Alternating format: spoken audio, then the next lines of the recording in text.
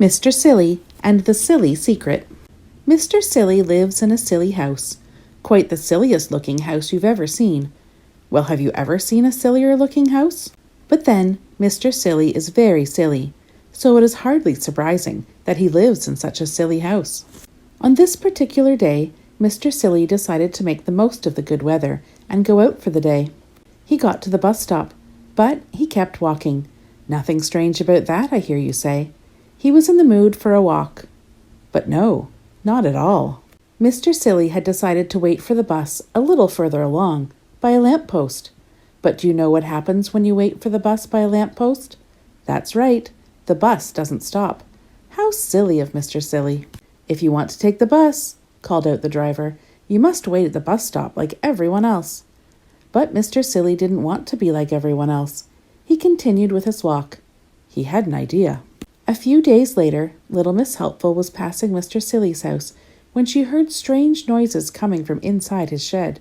"Good morning, Mr. Silly," she called. "Can I help you?" "If you want to," replied Mr. Silly.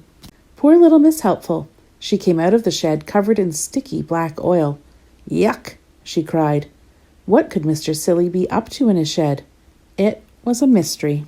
The next day, Mr. Silly was so busy in his shed that he didn't hear Mr. Nosy coming along. Mr. Nosy was always poking his nose into other people's business, so he couldn't resist taking a peek into Mr. Silly's shed. Bang! Ow! Mr. Silly's nose got shut in the door. "I'm sorry," said Mr. Silly.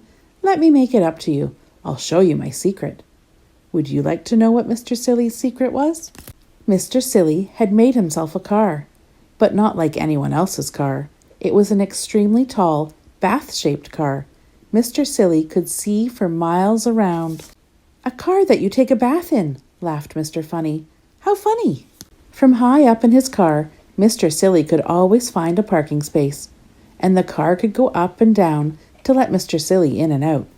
One day, while Mr. Silly was shopping, snow began to fall. Soon everything was covered in a thick blanket of crisp white snow. All the cars were covered and couldn't be moved, all except Mr. Silly's. Thanks to his tall car, Mr. Silly was the only person who was able to drive away. On the way, he met his friends waiting for the bus. Brrr! "Let me give you a lift," called Mr. Silly.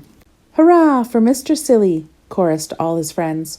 "So much more fun than the bus," laughed Mr. Funny. The next day, all the newspapers told the story of Mr. Silly's amazing invention. Now everyone wanted a car like Mr. Silly's. "I think," said Mr. Silly to himself, "that I'll build a jellycopter next. Or something even sillier. What do you think that could be?"